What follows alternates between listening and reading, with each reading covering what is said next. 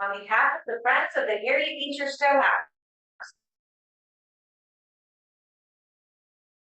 Actually acknowledge the ground on which we stand are demon to indigenous people of this place. Welcome to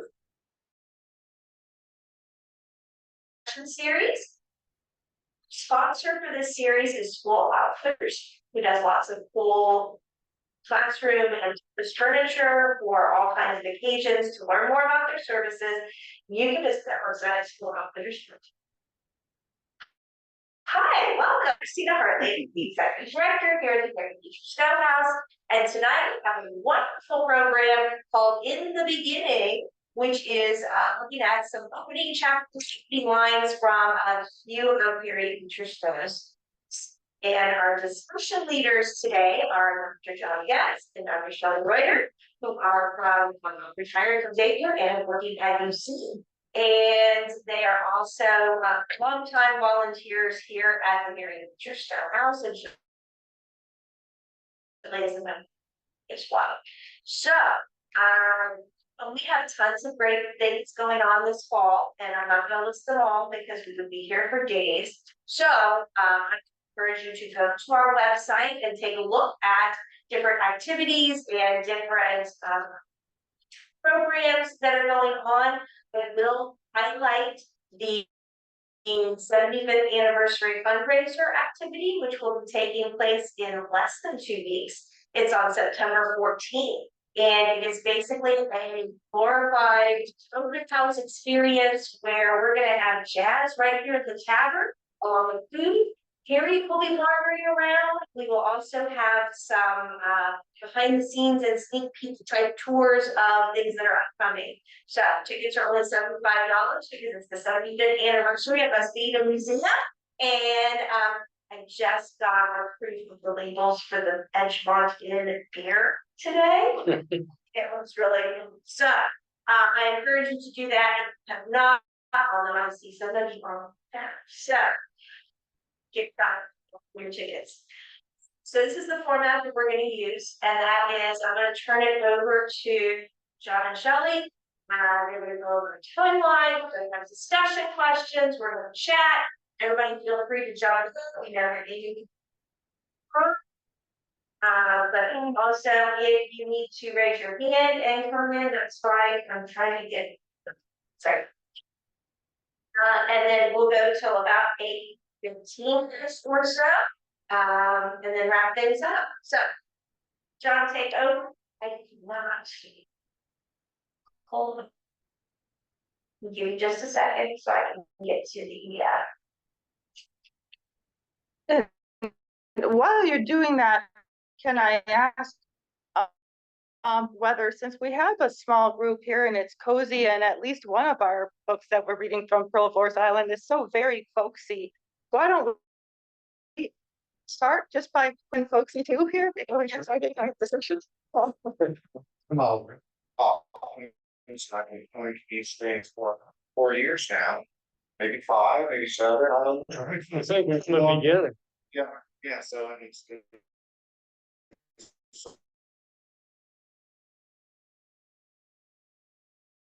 pleasure and these people are not.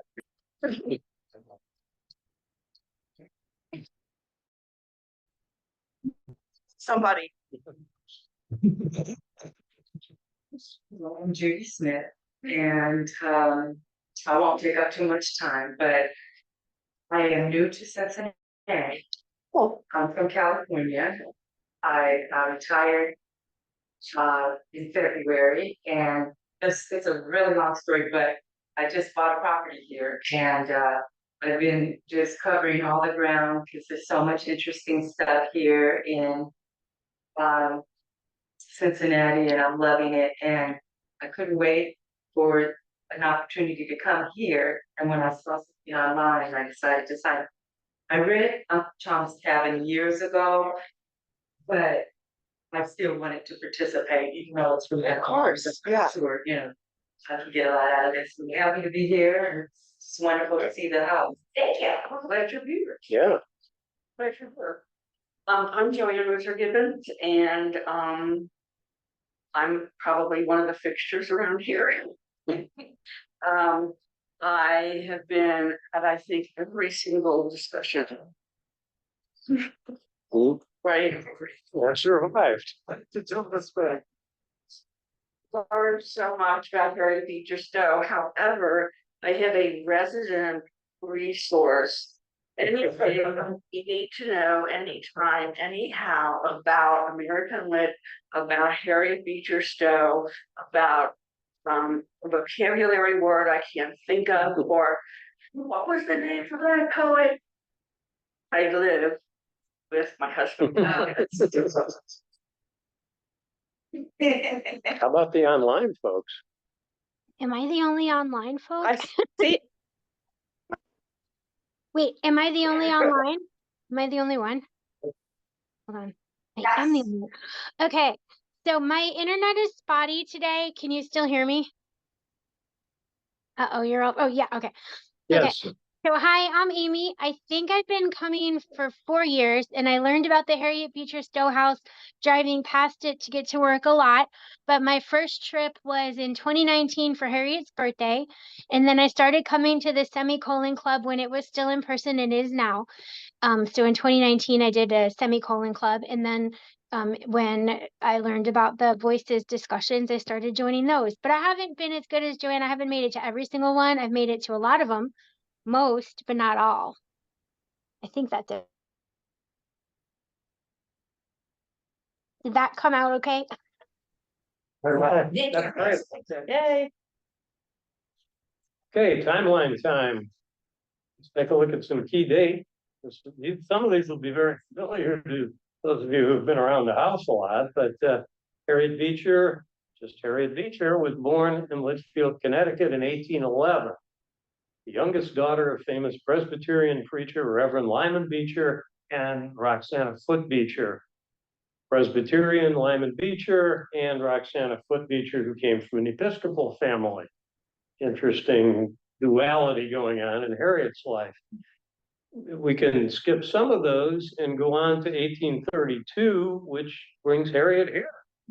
Moves with her father and his family to Walnut Hills near Cincinnati, where he becomes president of the new Lane Theological Seminary.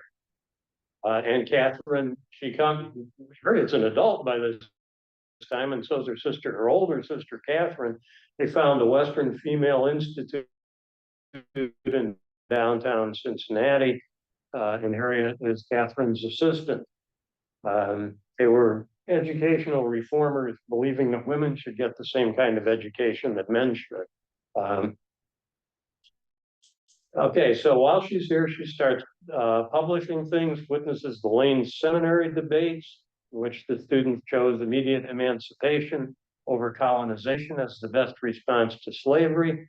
Step back with me a little bit to 1833. While visiting a student in nearby Washington, Kentucky, Harriet witnesses an auction of enslaved people. Very important. And something else from that visit to northern Kentucky. She visited a farm in northern Kentucky, around Dover, Kentucky, which becomes the prototype for the Shelby farm that you see in the first chapter of Uncle Tom's Cabin. Okay, let's go ahead to 1850. Pregnant with her last child, Charles Edward, Harriet moves with her family away from Cincinnati to Brunswick, Maine, where Calvin, her husband, has a new job teaching at his alma mater, Bowdoin College. She's struck deeply, as were all the people who were opposed to slavery, by the Compromise of 1850, which implicated the North, forced Northerners to assist in in capturing freedom seekers. Moved by that, as well as other things that were going on, in 1851, she starts writing serially Uncle Tom's Cabin, the abolitionist paper, The National Era. He said to the editor, Gamaliel Bailey, I think about slavery. 41 pieces later, we have Uncle Tom's Cabin.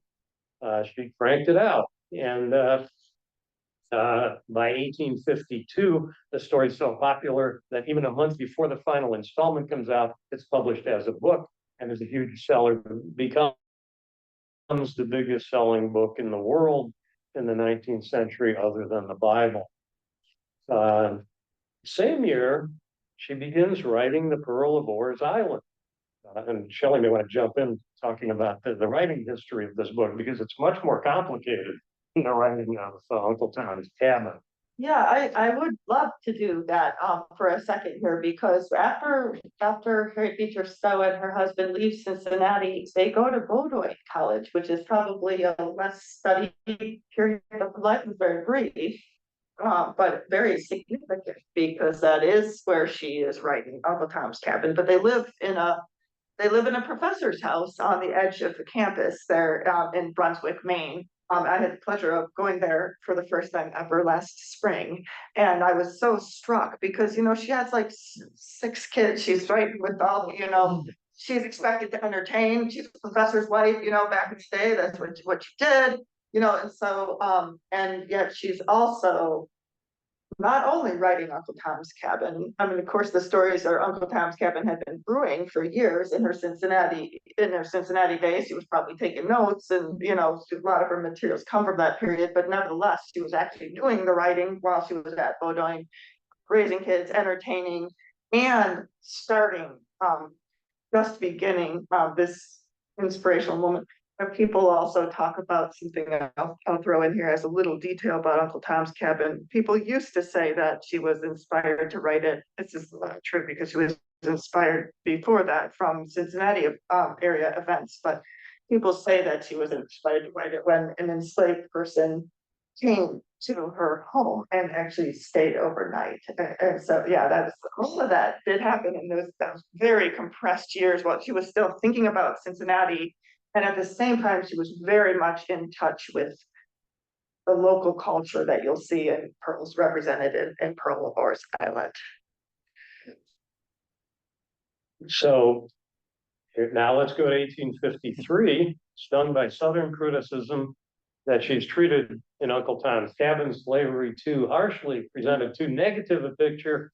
She responds by writing A Key to Uncle Tom's Cabin, documenting her sources. And arguing, and she even mentions at the beginning of Uncle Tom's Cabin, this isn't as bad as I could have shown it. Well, she really makes that point in A Key to Uncle Tom's Cabin. She continued to write texts that had to do with slavery as the 1850s went on. A number of things, even only dramatic work that she ever had anything to do with was a dramatization of Uncle Tom's Cabin for the African-American actress Mary Webb to perform in England.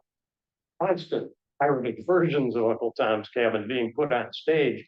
She didn't have any control over those or get any money from them. And so by December of 1860, we're 8 years, 8 years after the time she started the book, 1860, she sends the second installment of The Pearl of Oars Island and the first chapter will be published in 1861. The Civil War breaks out, and then in March, I don't know if you want to talk about this, Shelley, when she was writing the book for a while. I'm sorry, where are we on the? So we're on 1861 when. Yes, right. The tragedies in her life, and I guess also there's another book that she sneaks in. Agnes Sorrento, that she's kind of pressured. She's been promising from a publisher that she'd get it to them forever, and so she finally crams it in before, she's gone through a whole lot in her life, including, kind of literally losing a son, like we don't know where he went, and as well as losses. I mean, by this point, she's had the one son who's drowned in the Connecticut River. She's just had all kinds of like major tragedies that have caught up with her, as well as the stress, I think, of her public life, of her, including little weird things that you wouldn't think of, like the fact that she has to be escorted, even though she's been parted all around England and all that.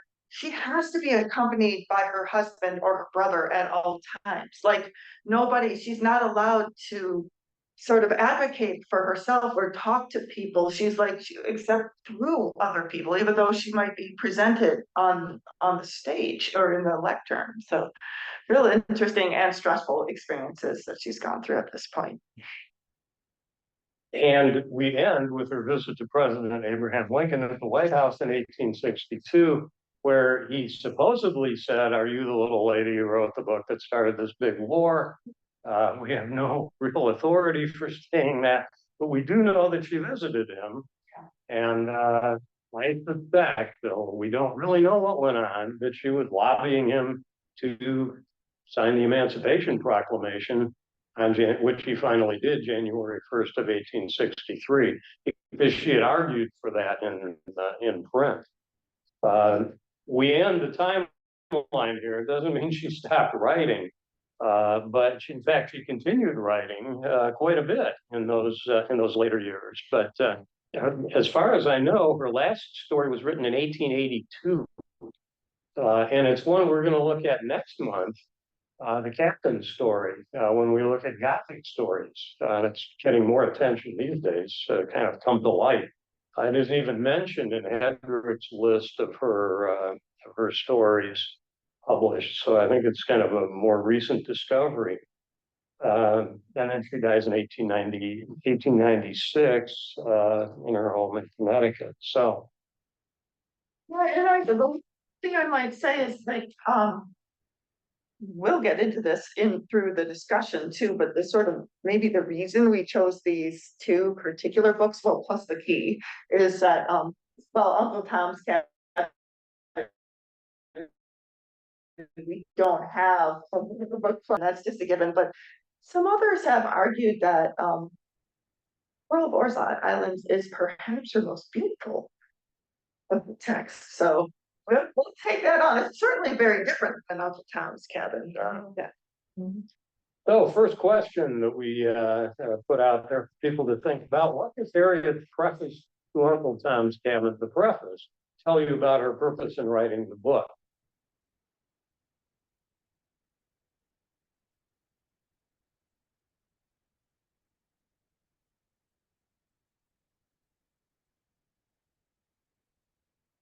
Her primary goal, which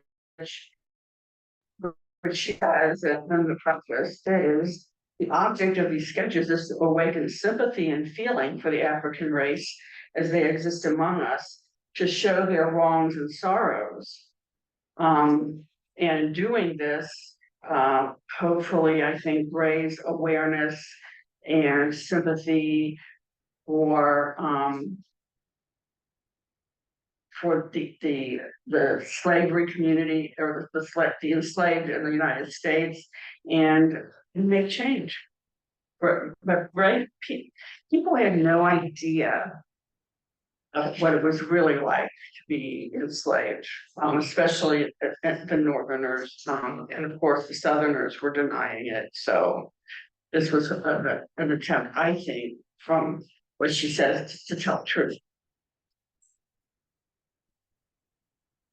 So if you rightly quote her phrase, to awaken sympathy and feeling to the African race, is that an effective way to get rid of slavery? I mean, you have to know about the problem before you can. And that's one of the, I would say, one of the things that I really enjoy working here is that with, back in 2020, and we were only open sporadically because of the pandemic, and it was also the summer of 2020, and two teenage girls who compared Harriet Beecher Stowe to social media, because we're looking at George Floyd and what happened with the aftermath of that, and it's basically the idea that you can't address the problem until you realize and you see the problem. And like people in the North, they didn't see the problem. It wasn't like right there in front of their face. So it was a case of, if she wants to expose what's real, she wants to expose what's really going on. And she has to do that through writing, because we didn't have Facebook or Instagram back then. Amy has her hand. Good, Amy. Well, I was gonna say yes to all of that. Can you hear me? Yeah. Yes to all of those things. And my version didn't have the preface, but I think I get the gist. The other piece is that she could create empathy. And when you create empathy, then people recognize the humanity in somebody else. And, you know, an institution like slavery dehumanizes people and perpetuates itself by the dehumanization of entire groups of people. So by creating empathy and creating like characters that people can relate to, that engenders a more humane approach to our race relations. Well, we're still working on it, but we'll get there someday. Mhm. Oh my God. Yeah, apologize about that. Yeah, I want to apologize about that. I did look like a link that we provided at the Gutenberg PDF. Doesn't have it.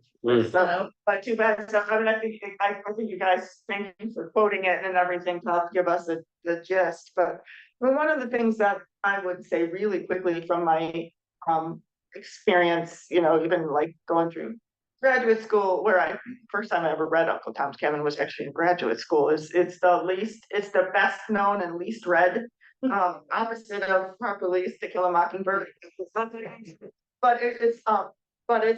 anyhow, it's at the time everybody was talking about the fact how it was failures of Uncle Tom's Cabin, the fact that it was, you know, trivializing Black folk and all of that, which, you know, no doubt it just like with Uncle Tom's, with To Kill a Mockingbird, if you try to pretend that it's just discussion of race will work for our time, then you've got a problem, because it does have problems. I mean, I think this really was awareness at the time. Like, I mean, we may have to acknowledge the limits if we try to take it too seriously. Like, yeah, those caricatures are pretty over the top and everything like that. That is true. But I think that under the circumstances of raising awareness and being like, what did you say? Like almost like the internet, like being like that kind of thing. It's at that level, at that sort of superficial awareness level, you know.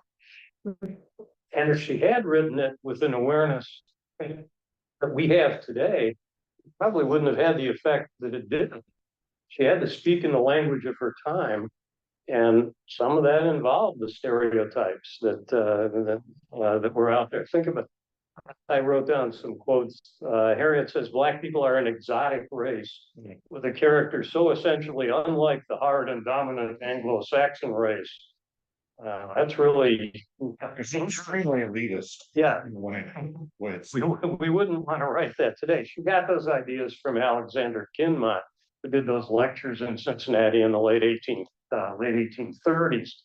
And she was trying to help African Americans, but in a way that indicated not quite granting full humanity there.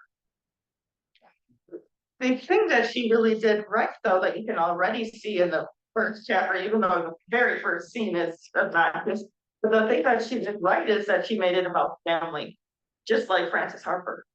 You know, I mean, I think like she really, it's like, we're talking family connections here, folks, you know.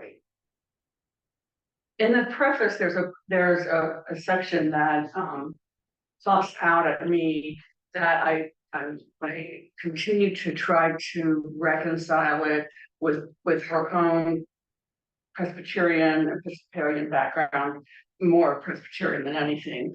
And also perhaps kind of, you know, throwing a donut to the community at large so that there will be more easily bought in, because she says this, and this is a quote: "When an enlightened and Christianized community shall have on the shores of Africa laws, languages, and literature drawn from among us, then may the scene of the house of bondage be to them like the remembrance of Egypt to the Israelite, motive of thankfulness to him who hath redeemed them."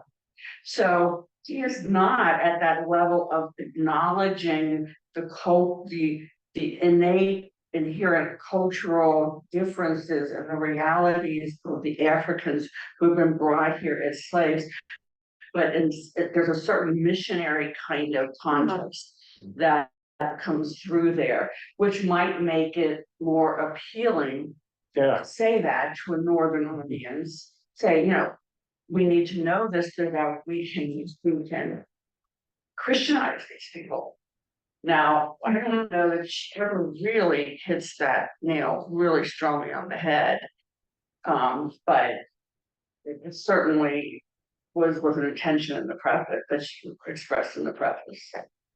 Well, she does, but I would be cheating to talk about the fact that like George, that like he's a colonizer. He got like one of the black characters actually is pro-colonial too. Like, so I mean, folks hang around here long enough in the Stowe house and you hear about the land debates and everything and all that stuff about there's some who that whole colonizing, that back to Africa colonizing thing. And so I think at least at the time, it sounds like she actually believed that herself. I know her father did. She denied that. Oh, she did. afterwards, after writing. Yeah. That's not what I was saying. Yeah. She said, Yeah. and if I had a do-over, I'd write anything differently. Like she, Yeah. in her positions, even probably from the time that she wrote Uncle Tom's Cabin, she. Russ, you were gonna say something. Just in terms of, her. Yes, she has a missionary kind of mindset because her father and all of her brothers are, ministers. And even, one of her brothers is a missionary in China. So there's all of these, her background is very religious, and sometimes we don't give enough credence to that, I think.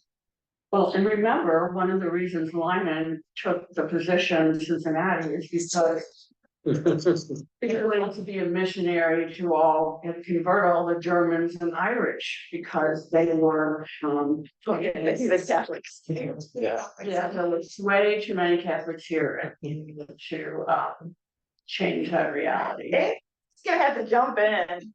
Yeah. Did you say jump in? It's so Midwestern of me. I have to raise my hand. I'm sorry. What was I gonna say? I was gonna say, so when I said that earlier, and I still stand by the power of fiction to create empathy, like it was sort of fiction as a genre in general, was kind of more what I was thinking. But I'm also hearing, which I think rings true, like it sounds like Harriet's position is also like this is a sin, but it's not so much about the enslaved people in and of themselves, but if people perpetuate that sin, then that's what you have to go after. Does that make sense? That like you want to help people from creating the evil. Did I say that the way I meant to? I think I did. Maybe Jeffersonian too. It's like so it's like the notes on the state of Virginia that Jefferson wrote that like it's gonna absolutely like he said like slavery is gonna corrupt our national character. Never mind, he captured slaves even while he was saying that, but this is still I think like Harriet was presumably raising that if we keep going with this. Yeah, that's an interesting point. That's Well, let's move on to the second question. Although there's little physical action in chapter 1 of Uncle Tom's Cabin, do you think it still introduces conflicts and themes important in the book as a whole? It helps if you've read the book as a whole to know that, but what do you see in there that might lead to to further development? Well, a lot of this was covered in the first question, but she is really getting hard. You're a Christian person on the rest of you because you're a Christian person will do the right thing. The whole spirituality thing is hammered on very first chapter, right at the outset, with regards to from my perspective, from how she's, it probably has to do with what Amy was saying, the humanization or dehumanization of characters as she seems fit. But that seems to the whole concept of spirituality, Christianity, good versus evil is just very apparent all the way through the very first chapter of the book, and no, I've not read the whole book. But we are interested. But it's on my list of things. That is my impression. It's great. Yeah, what's true Christianity? I mean, that's the question she asked. So, Cat Haley, the slave trader, claims to be a Christian, but he certainly isn't by her standards. Or Well, and as Joe, I think as Joanne mentioned, it also really brings up the theme of family. And the ideal of family that, you know, when you see little Harry and Eliza, and it's, you know, that right off the bat, you see that there's going to be this issue. Because they're talking about family separation right there in the first chapter. So you see Tom is going to get separated from his family, and Harry, the 4-year-old boy, is going to get separated from his mother. So it's, you know, that is the theme of the book. And that is, I often say when I'm reading towards that thing. Yeah. What they're saying, you know, that's one of the themes that Harriet really hammers throughout the book, which I think most white northern women were not as familiar with, were not as in tune with, you know. Their idea of what slavery was not a complete picture because they didn't see it all the time. And they probably didn't think as much about the family separations part as some of the other horrific parts. Yeah.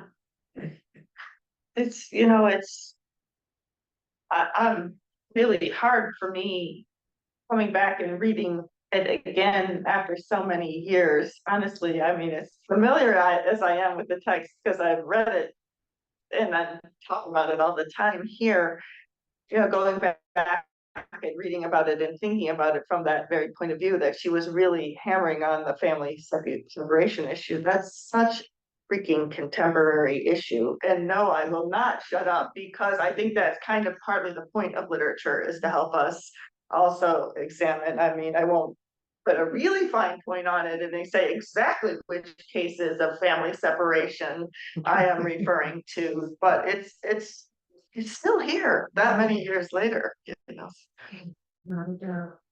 It's interesting for me because I read the book so long ago that to break it down into like the way you're asking the question, the preface, the first chapter, but my overall, like right away when the first question was asked, I was thinking it was to humanize people of African descent, and also you said your daughters they kind of compared it to social media. Yeah, it was actually a couple of visitors. Oh, Teenagers, it was visitors. Yeah. okay, teenagers. And for me, I was thinking, well, just as an African American person, the sentiment is because of the cameras.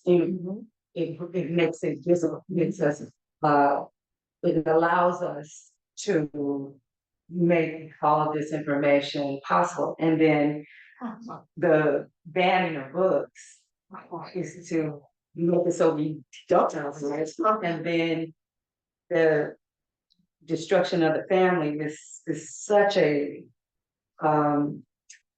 it's something that we deal with all the time, the reality of the one way that I have always thought of it is the indigenous people, many tribes were decimated. Black people, we are so strong, we keep coming and but our families are decimated. Yeah. Our family structure has been decimated. And so it's interesting just to have not read the book in so many years, but to live the experience up until today, you know, and it's so relevant. I hope that I mean I'm inspired to jump back into that book and read it again and be able to, you know, contribute a little bit more in the discussions. But you know, in the way that you are, when I know I'll be able to really provide a very rich. Yes. But, but believe me, I'm loving being able to get back into this. Reading slave narratives during college, I really, like, I loved reading slave narratives. And Uncle Tom's Cabin was the first that I read. So anyway, I don't wanna, but I did wanna interject something just because, you know, I haven't read the book in so long, it's gonna be difficult for me to, you know, answer some of the specifics about what about this chapter and what about that chapter, but my experience as an African American person, I mean, I'm living. You know, Oh, yeah, that's such a powerful lens by which, through which to read and to share about this book. So thank you. That whole conversation about family too. And the contrast between then and now, and how much have we changed in some ways? How much have we changed? Not a whole lot. But one of the things that comes out, I think, in the first few chapters and recurs in the book is also the whole question of woman and her place in her in her influence. And, you know, Mr. Shelby leads you to believe that, well, you know, he's got to talk to his wife. And, you know, darn well, she doesn't have a prayer. You know, she tries to convince Eliza that, no, you don't worry about that. You know, that conversation you overheard was just trite stuff, and don't worry about it. You know, you're overreacting. But she might have the best intentions as a woman, but she has that counter. Well, not to convince Shelby, not to convince her husband, but she does find a way in the next couple of chapters around to work around and help Eliza escape. Yeah, Yeah, she basically. But to have to be devious. Yes, yeah. To let the men have the power, let the men be the decision makers, let the men have be the patriarchy. You know, I'm sorry, I'm sounding like Colin Harris. Well, it's like the men are in charge and Shelby thrown himself into some kind of financial pinch. So even though he's a family man, yeah, doesn't tell his wife any of this. Yeah. That's what you want to know. And then the interesting thing is it's kind of like Jefferson again, is like just because of the nature of economics is people are forced into this horrible situation that's with slavery, where you have to sell people and buy people and all this. Shelby acts like he's, you know, Mr. Christian. Yeah. And, you know, I'm replying to you with Stowe's just trying to say to everyone that this been happening to anybody. Yeah. Yeah, it's the stuff. Everybody's thing to do, right? Can I ask really quickly? I got a texted request by somebody. I don't know if this is legal or not, so tell me whether we can record this. Yeah, we are good because she had registered to be the event. It's Barb actually, but she had registered the event and had something unable. And are we allowed to share the recording or? So what we do is that we like trim down like the beginning where we were just chatting and once the call started. Okay. But and then we post it to our YouTube channel that basically any of the people here and people who ask for it can get the link for it. Oh, okay. Well, I think your point was really important because when you see the opening scene, there's very little description at the beginning of this. It's such a direct beginning. She does say it's a chilly day in February in P/Kentucky. But that's it. That's the whole setting. And what do you see? Two white guys sitting around talking about the fate of a black woman, Eliza, about a black man, Tom, and about her kid, Eliza's kid, Harriet. So I think just dramatically, she's laid out the conflict right there for you. And who should really be in power? Clearly not Shelby. He's a terrible businessman.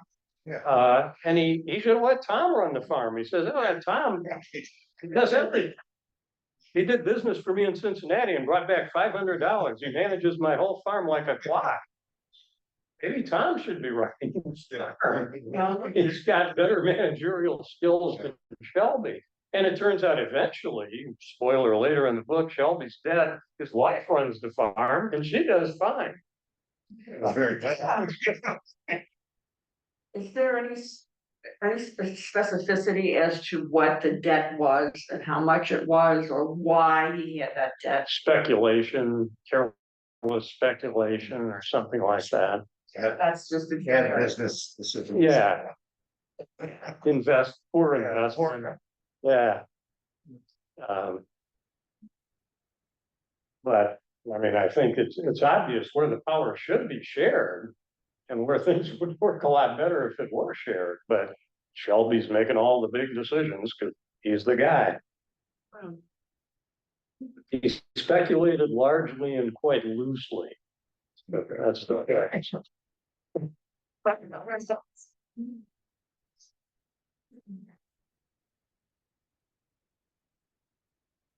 We should talk about Haley a little bit, the slave trader. What did you think of him? He represents the slick, know-it-all. Sorry, SOB. That is part of the machinery of the whole slavery system. And he is, I think he represents all those who have anything to do with it. And, he jumps in and out of, oh, I could be trusted, and oh, I'm a Christian and I do this, and my friend Tom Loker, who of course shows up later, I didn't like the way he beat women. And he's like he's the encapsulation of that entire movie, if you want to call it a movie, that reality. And if you read nothing else and you read that, you'd think, oh, my, the guy has BO and it's his dresser, and what else we could say about him, he doesn't speak very well, and he's sinister, and he doesn't really care about human beings. Go ahead, Amy. Yes to all of that. And I find him super creepy in that he commodifies everybody. Like when he talks about how much Eliza would bring in terms of gold and how Mr. Shelby can just convince his wife with feathers and baubles and jewels, like as if both of the women were, Yes. well, as if Mr. Shelby would have her head turned by a pretty shiny object, and as if Eliza is nothing more than a commodity. That was enraging.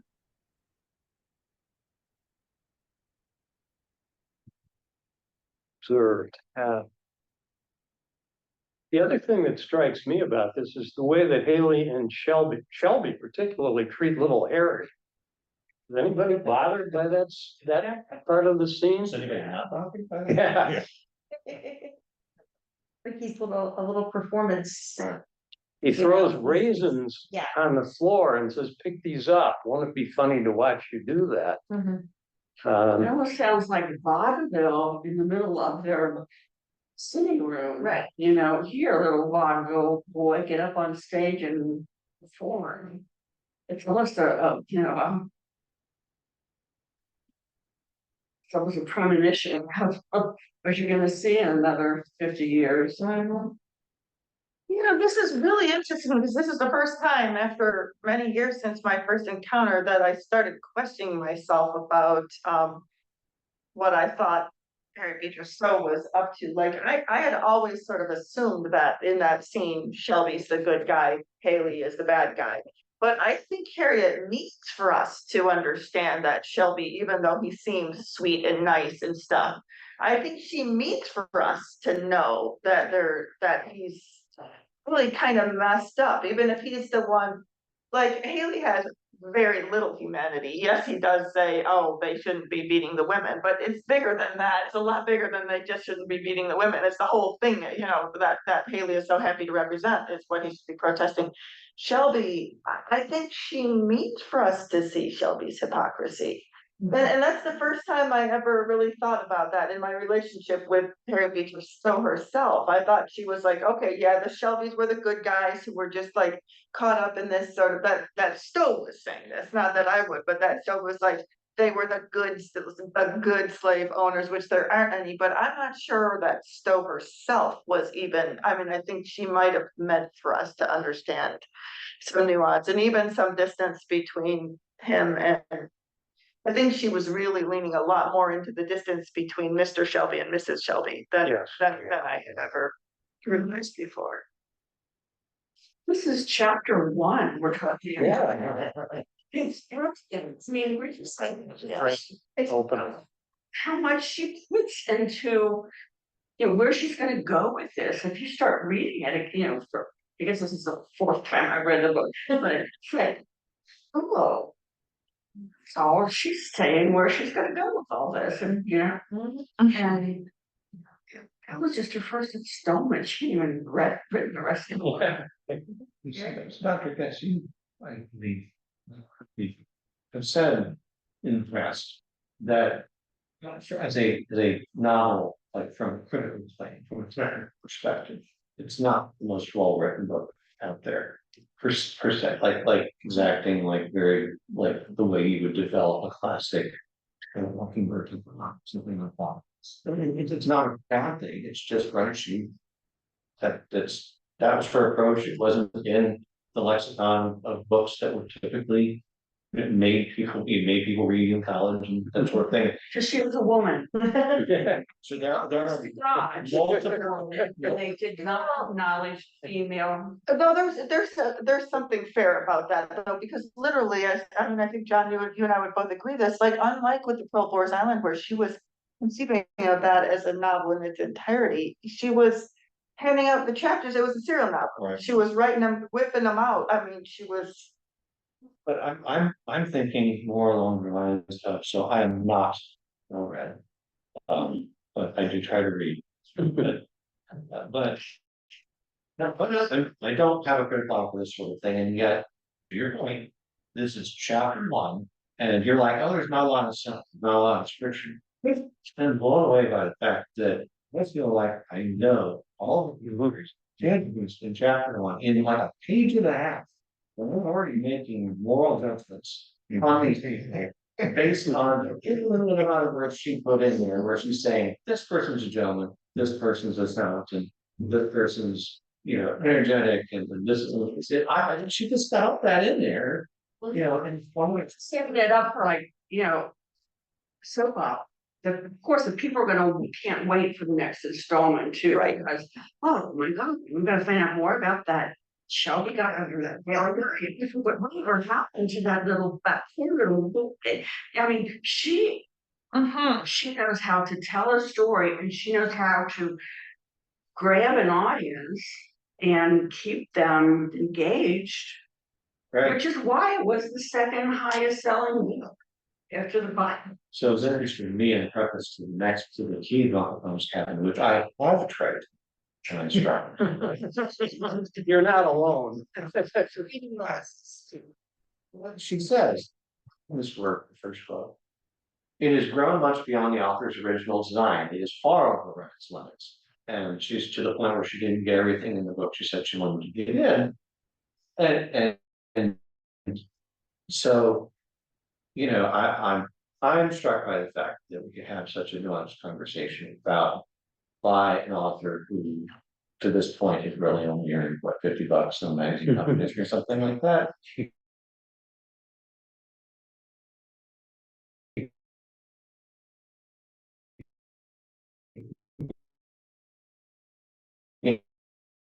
And then she went on and wrote this serialized, it got published and changed public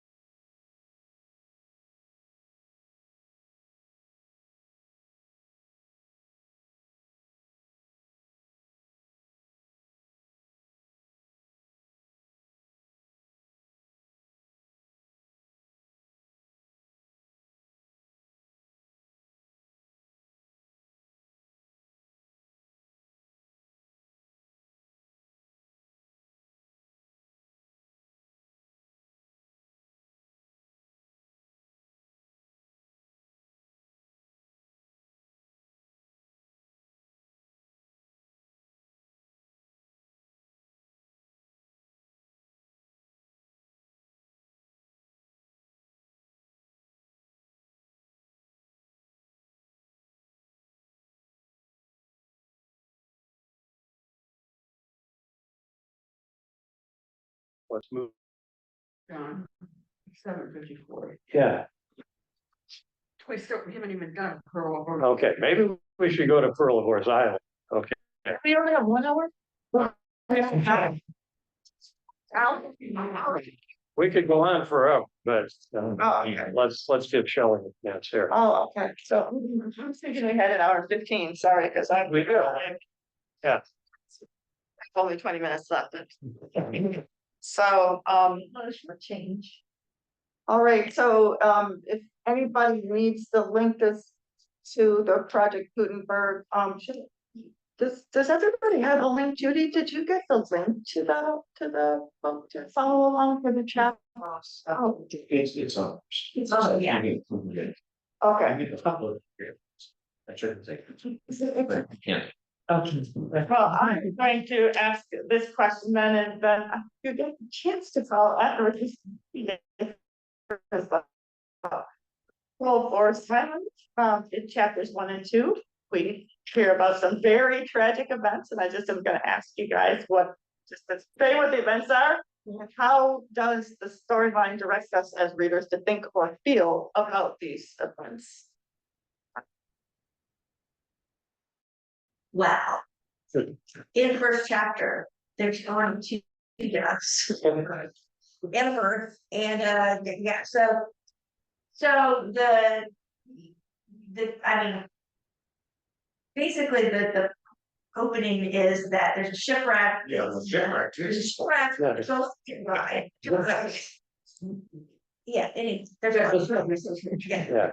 Yeah. First chapter, there's a shipwreck. The what we think is going to be the main character's husband dies, and then she dies right after giving birth. So they die all within a day of each other by shipwreck and by childbirth / broken heart / Yes. et cetera, et cetera. And so we see from the little girl that's born, who is premature, wow, seven months, she must have survived. But, you know, she did, so, Will I suspension of disbelief? but she's going to be raised by her grandparents because of all of the death that had occurred in the immediate family. But, so that's what happens, and then we're like, okay, well, now, she's the Pearl of Horse Island. She's gonna become the pretty girl, the pampered girl. She's a pearl.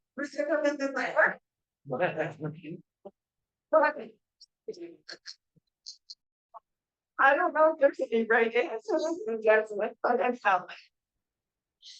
So how did you guys feel about it though? Like, I mean, what was the mood or the tone, or like how did you take it this start? Like emotionally, what did it do? Or aesthetically, I guess, either or. I was just impressed with how much death. And then with the life too, that was good. Again, it's kind of dark and cold. And there's a start, that's the first starting point for all of this stuff, just setting the scene. Her scene setting and her descriptions of the scene setting are beautiful. Yeah. Yeah.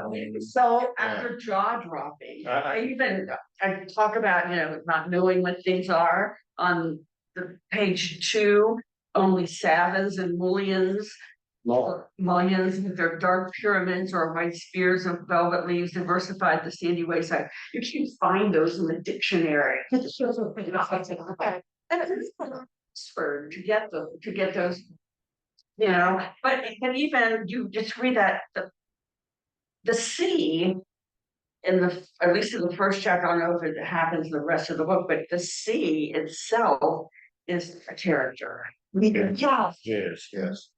Oh, and I mean, even with the shipwreck, like that description, in fact, the ship rose on a great wave clear out of the water, and the next scene seemed to leap with a desperate plunge into the narrow passage. For a moment there was a shivering of the mast and the rigging, and she went down and was gone. Oh my gosh, yes, right, a line like that, right? Like, and then the thing about the story of the wreck of a homebound ship just entering the harbor as yet is yet told in many a family on this coast, a few hours after the uncertain who one majority had joyous holiday rig that they had attired themselves that morning to go to their sisters' wives and first.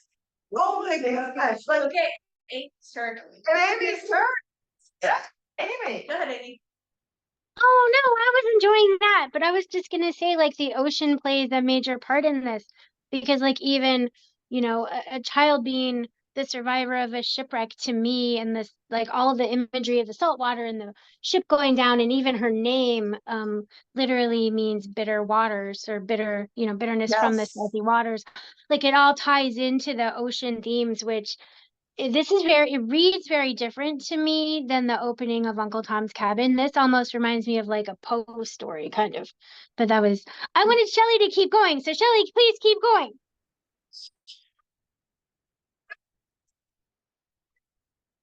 Gothic? Would you say it feels gothic in some ways, in some sort of oceany A gothic little. kind of way? Yeah, a little. This is an idea. So can I ask you, like, how do you feel, like, does this story, do you want to weep? Do you weep or do you want to cry because of how sad it is? If I can ask you, Amy.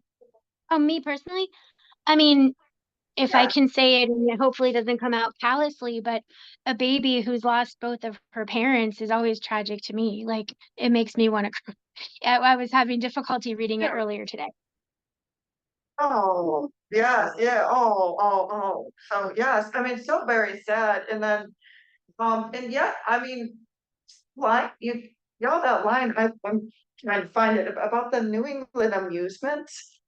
What they did, okay, I've been finding this, so you guys can keep on going in discussion. Exactly. But it's the family theme again, isn't it? From Uncle Tom's Cabin in a way. Here's a family that, Yeah, It's already set. yeah, Yes. the grandparents have to pitch in and raise the kid. mhm. Okay, so yes, but this is real, oh no, I cheated you guys, it's in chapter 3, I forgot, so funeral, one of the amusements of the New England population, sorry, I thought it was in chapter 1. But there is in chapter 2 the line where Aunt Roxy says, she's a beautiful porch. Yeah. It's a very And that this is so, and we people are like, this is a really sad event. And yet here they are like, okay, oh, she'll make a beautiful corpse and yeah. So the theme of beauty and as the little girl says Biddy, meaning pretty. Yes. Is rampant through all of this. And that the little, or I don't be saying Maya, it's not Maya, it's Mira. Mara. She has that dream. in chapter 7. Yeah. Okay, so she has this dream, where it's very upsetting and very confusing. And what? She wakes up and darn it, the same day, the woman and the kid that was in her dream down on the seaside. That to me that felt really sick, even that Yes. preternatural or the Yeah, eerie. You nothing was that your way. Yeah, and we're gonna officially change it over to chapter 7 and grab Amy's comment. Oh, thank you, you did, that was good. So chapter 7, in which Moses washes onto shore, is a story within a story. We just described this story's mood, setting, genre, or themes, its plot twists, its symbols, or its biblical allusions. So have at it, Amy. Well, I mean, you pretty much just said it, but like, I found it creepy that she dreamt that she would have the little boy come to her. Here's another child who's lost his mother, another child being washed ashore in the water. And she's the one who saw his, spirit basically in her dream. Like it had these ominous sort of, and I didn't read the rest of the chapters, I just read the ones that were assigned. So I don't know where the rest of the story goes, but it had these like overarching, super kind of creepy, very, to me, gothic overtones with like children. And in this case, as opposed to Uncle Tom's Cabin, it's nature taking the parents from their children. These children are being robbed of their families by nature, not by an institution of racism, but it's tragic nonetheless. And now that I said that, kind of looking back on what we talked about earlier regarding Uncle Tom's Cabin, it makes the systemic racism of slavery and Eliza and her son Harry being separated all that much wronger. Isn't a word, I know it's not, but like all that much more No. tragic to me, you know? Well, now this is very interesting. So this is cheating a little bit, but what do you know about Moses? What can we, so I'm gonna channel Dr. Getz's energy here and ask the question about what is predictive about the story. Basically, we know this child's name is Mara, another version of Miriam, right? I mean, Miriam, and then Moses is the boy child. Right. And so what do we know? Everything we know about the basket story, Moses washing in the, I mean, aren't we all going there, honestly? The fact that he was washed up, basket happens to be his dead mother's arms, but nevertheless, so it's a little bit different than the Bible story, but Not that much. but you're right, I mean, he's washed up on the shore, they find his dead mother Dolores, which also, Amy, since you're into the names, of course, Dolores means suppose, and you know, then, and here's Mara. And what do we know about Moses? Everything that we know about Moses from this chapter. What language is he speaking? We speaking Spanish. Oh, Do we have any sense? Yeah, please. Please. Amy, were you saying something? She didn't get that far in the chapter, so she didn't really speak Oh. Spanish. But yeah, I said the Things same that- thing. He's speaking Spanish. Or they think he's speaking Oh, Spanish. yeah, But there's this description of people, and I kind of had these notes when I was reading this, the description of what people wear, but also what they look like and the melodrama. And for him, I think if I can call, I mean, a lot of people have black eyes and dark, black, curly hair. And what does that suggest though? And what's that suggesting, you know, and isn't there a line in here where she talks about quadroons and mulattoes? Uh-huh. And that's there, that just slides it by, you know, to something else, and I'm going, meanwhile, Mira's grandfather, the one who is driving Naomi to watch the ship come in, he's got big blue eyes, fierce, and his blue eyes show up 3 or 4 times, and just the part that I read.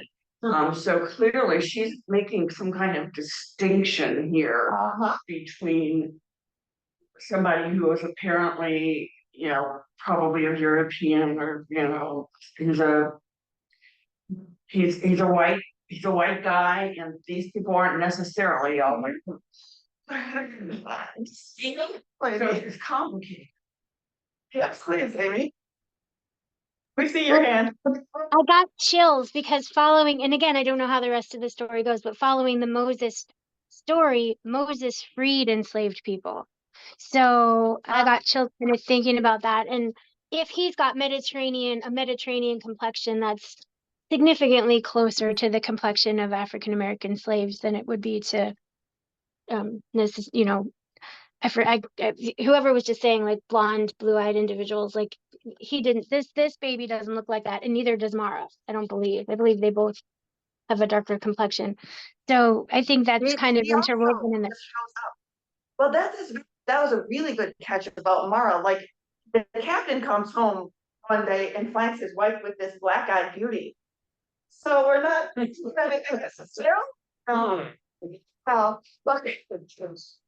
I mean, they didn't tell us so many months later since he had been back, you know. But then the thing with Dolores, I don't think this is in chapter 7, but the fact, I mean, just from the context, we know a little bit, we've heard a little bit about the trade embargo. In chapter 1, we heard about the Jeffersonian trade embargo. We know that there's a trade route that goes from Maine to China, the piracy and all that. And then we also know that there's a trade route that goes from the Caribbean to Maine. Historically, that's kind of, she's sort of planted those into the text already, and then there's also the historical context. So that's all I'm saying. I'm not trying to be too big of a spoiler, but you know, one drop rule versus 1/4 rule and all that stuff. That's all I'm. But with that ship, the ship, in the first chapter, as it was coming in, they never said what kind of ship it was. Was it a slave ship? The first one, the one that James Lincoln was on, we presume not. We presume that was the route to China. Okay, all right. But then, The one where Moses came from could have been a slave It's ship. very mysterious, yeah. and we do find out later in the book, I don't want to Mother be has too. no clothes on, right? Remember, her clothes are all the greenery and stuff, the seaweed. And all I'm gonna say, I won't spoil it entirely, but Reverend Sewell knew her move. Yeah. Oh, her mother. Right. Yes. So, And I think you could compare some of those descriptions with the description of Harriet, the little boy, in the first chapter of Uncle Tom's Cabin. A small quadroon boy between 4 and 5 years of age, his black hair, fine as floss silk, hung in glossy curls around his round dimpled face, while a pair of large dark eyes, full of fire and softness, looked out from beneath the rich, long lashes. Very similar to wow, that. several characters in here, so. Did you say that she wrote this, you started writing this book? And then put it aside, Yeah. a bunch of other stuff and came back to it? Mhm. Would it be reasonable to think that an author would rework earlier passages, or because it's, you don't have a computer, right? You can't just backspace and react. So it's out in the public, it's a. So this is something right now, so. Right. Well, Little Tom's Cat was installed. I just did that. Earl. No, it was not. It was Yeah, right, it was, but she had some time to think, but it's clear, we do know we don't just infer from context, we know for a fact from the fact that she talks about the Jeffersonian trade embargo right within those first two chapters. She's talking about issues that are involved with shipping trades, let's say. So we know for a fact, she's told us that she's interested in sort of historical events, and that she is interested later on in the That would have been like, for her, that would have been like 60 years out of history, right. as opposed to, it's not at the same time, yeah. So she's setting her story 60 years ago, which is now. Right. Of what I mean, we're gonna write something and we want to do something about those, that shipping. The shipping laws are reality. It's like, oh, let's go and Google that. To your question, slave ships were still legal at that time. Yeah. But the fact is that she would put this all together and then she does come back and say, what, like, oh, 10 years have passed, which I guess it's like, oh, I better finish this story. But she just keeps it together. That is not an easy thing. It's not easy to do, even with all the resources we have today. On that point, that's where I would say a lot of critics have criticized her too. There's kind of like two pieces to Pearl, and it's like what Eric was saying, she was writing under, maybe people criticize her unfairly, but she was also under a lot of pressure and lots of things were going on and she just had to get the dang thing done. So there might have been a breakdown in craft at some point, but nevertheless. Even so, yeah. And she had, her husband was a professor and made like no money and he liked to spend money. She did.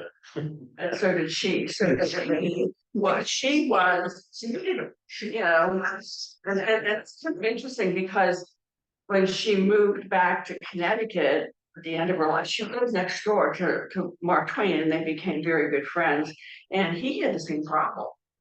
He spent way more. And then he had to say, oh my God, got all these debts. I got to go out on tour again in order to make some money.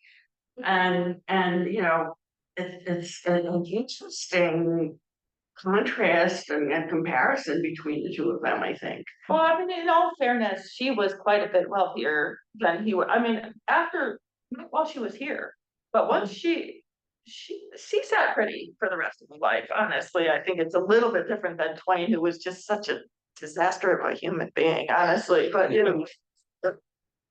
Sorry. He was like Shelby as an investor. Was his investment advisor, I think. John, would you take us away for the last question? Do we still have time for that? Or, Right. okay, well, if Uncle Tom's Cabin and Hearts of Key are the only works by Stowe you encountered before reading excerpts from Pearl, you might have been surprised. It obviously differs in many ways from Uncle Tom's Cabin. Do you see similarities between the two? And does reading Pearl make you think more or less of Harriet as a writer? Seems like the discussion here is saying more. Yeah, absolutely. No, she wasn't bad. Why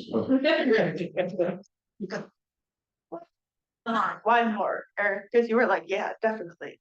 Wow. Again, word choice. And while I thought her descriptions were amazing in Uncle Tom's Cabin, I felt a sense of refinement Pearl Island that comes with experience. You can't learn that. But what she wrote there is, I've been doing this for a while now. I know you do this. I know how to get you. You know, she is owning her craft, and I thought, and in my opinion, that was better written, technically speaking.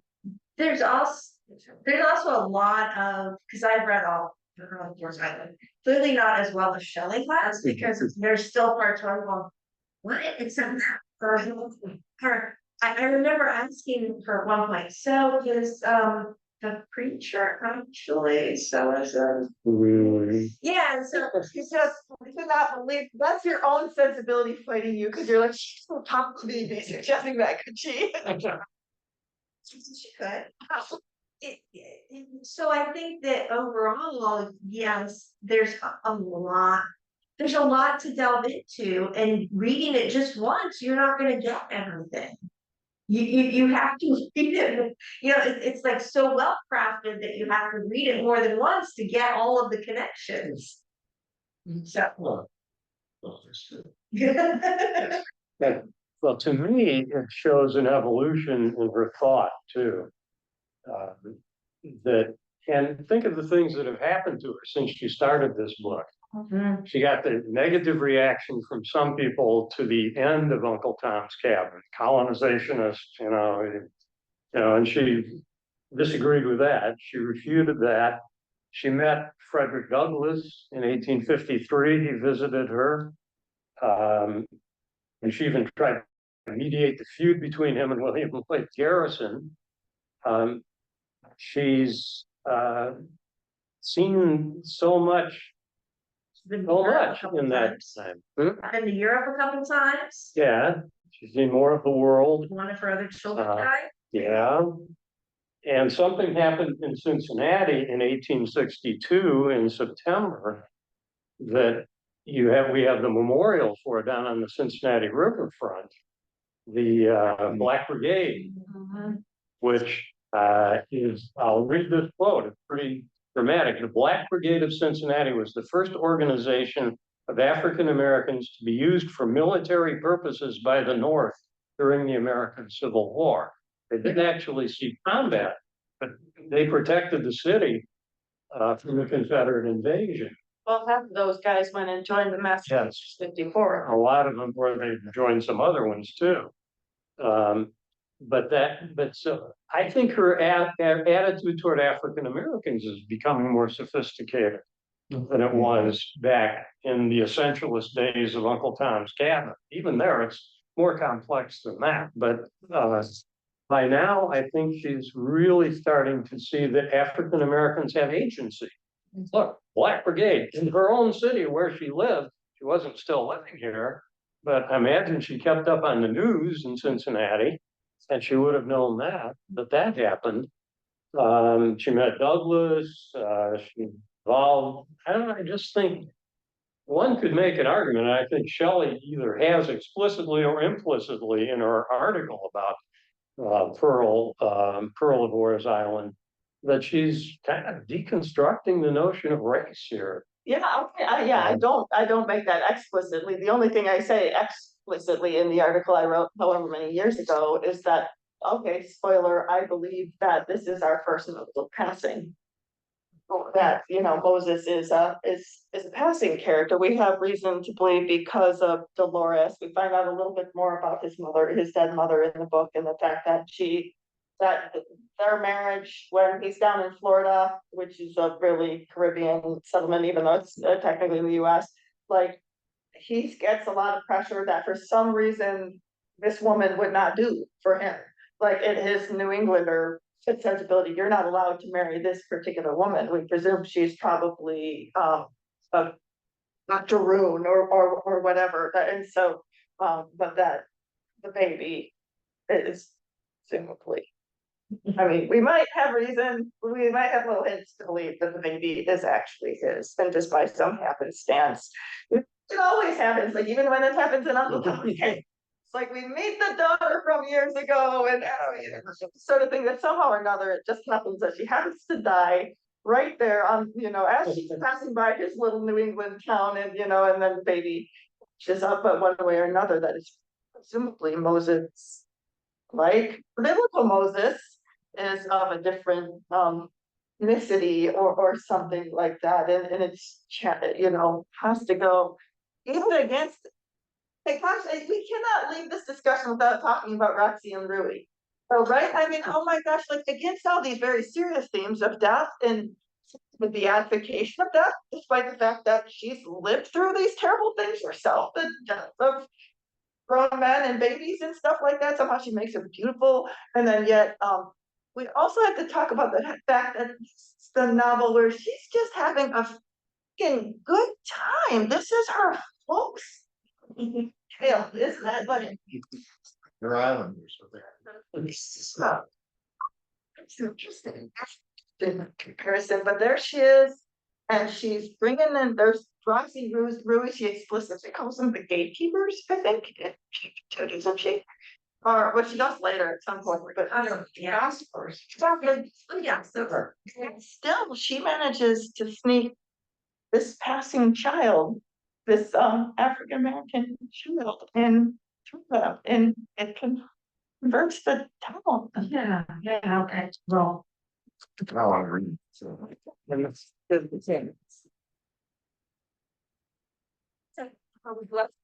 Wanting to know more. So I think the fact that there is so much mystery about the ethnicity of several characters in here. Yeah. Suggests that Stowe herself is moving beyond this essentialist position that there are certain characteristics of Black people and certain characteristics of white people. And saying maybe race is just a fiction, a construct, and maybe shouldn't be thinking about it as much as we are. Well, on that note, thank you all for coming. Thank you, Amy, for being online with us, and thank everyone here. Like I said, go to our website and look at programs coming up. And if you don't have your tickets for the 75th anniversary yet, you should do that as well. So we're gonna go ahead and sign off. But thank you. Thank you, everyone. Thank you, Amy.